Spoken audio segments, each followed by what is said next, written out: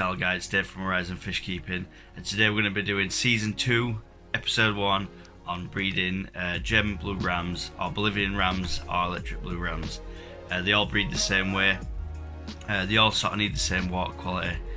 And we're going to look into how to bring up these eggs, because we did it on the first season. If you watched that, we had a massive failure, and like I've always said on this channel, I'll always show you my ups and downs, and unfortunately the last time we tried this it was a down. So this is going to be Season 2 of breeding the German blue rams, and they've actually spawned in the tanks that are set up for the Season 1 project. So if you want to jump back and have a look at them videos, you can, and you can see how we got on with them.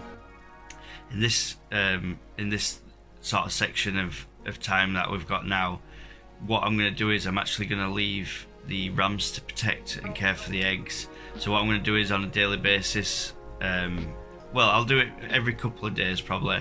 We'll do an update video on these guys and how they're sort of looking out for the eggs. I have noticed in the clutch there's a couple of unfertilized eggs, but nowhere near as much as last time. So maybe they're getting the hang of stuff. I will say, if you're breeding rams, you're best off pretty much leaving the rams to it, so they get used to how to care for the eggs. Because if they're the first time spawning, you can have real difficulty in bringing these guys up. So we'll switch camera around anyway, guys, and we'll have a look what's going on. So as you can see here, guys, you can just see the two German rams at the front there, and just underneath them there's a clutch of eggs on the slate that I put there. German blue rams do like to lay eggs on dark surfaces, so I'm a floor and wall tiler, so I've used a piece of dark coloured tile that's on the bottom, and then there's just a piece of slate at the back there with coconut hut round it, just for a bit of protection. And they've gone for the lighter coloured grey. I actually expected them to lay on the slate at the back, but if we zoom in to where they are just there, my camera gets some focus. It's a bit of a bad angle for me just there, but I don't want to get too close and sort of spook them so they eat the eggs, because that can happen really easy. If you look underneath the dad there, he's protecting at the moment. The mum's going for something to eat by it looks. They're both on guard, and there's a big clutch of eggs underneath, and they're looking really good at the moment. These are some fungus ones that they've not picked out, but I have seen mum sort of dipping down and picking them out. Sorry for the shaky camera, guys. I've got it on like really 10 times zoom. It's just because I don't want to spook them and they'll start eating the eggs. So yeah, you can just see that there. There's dad. He's a wild caught ram, and then there's just mum there as well.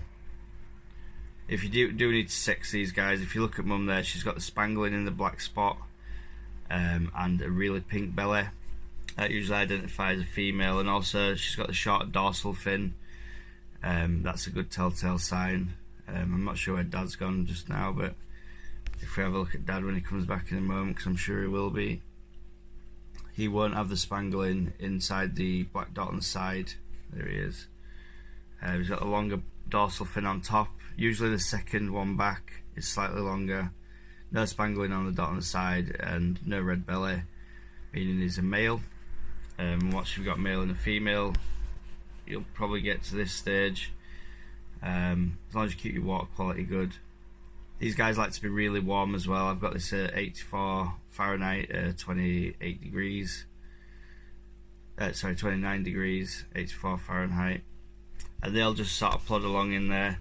The eggs do hatch faster in warm water, but you've got more chance of getting fungus on the eggs at a higher temperature as well. So it's up to you really with the temperature. I prefer to go slightly higher with rams. I think they seem to live a lot longer. Rams are really delicate. If you sort of mix up your temperatures and things, they can deteriorate quite fast.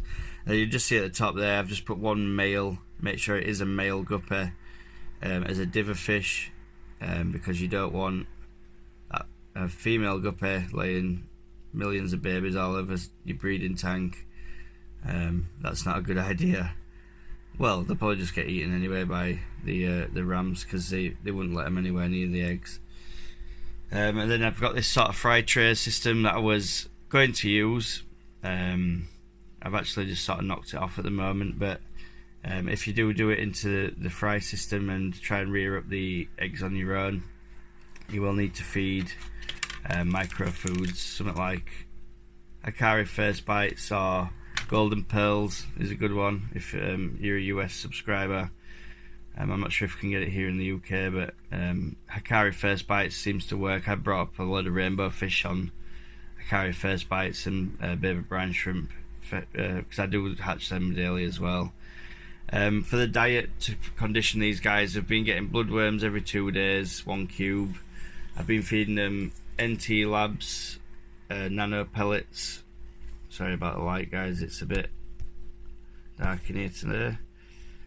So yeah, nano tropical pellets from NT Labs, and also Hikari micro pellet as well. So I've been getting them quite often, and the bloodworms every 2 days. It is easy to overfeed these guys and you give them bloat, so just be real careful with the bloodworms. I'd probably say every 2 days with the bloodworms, but skip the pellets, and then or maybe just do the bloodworms in the evening and the pellets in the morning. You want to get these guys nice and fat so they're spawning, and that'll give you the conditioning you need for the eggs to be hatched, for the eggs to be laid. And then it's just a bit of a waiting game. These guys, because it's the second time they've spawned now, the first time were obviously a disaster for me. I'm hoping that they'll sort of bring them up. I can see quite a lot of white eggs. I'll try and get a little bit in closer. I just don't want to spook these guys. You can just see some of the white ones in the middle, but the dark ones are looking really good. I'm going to leave these guys here now anyway.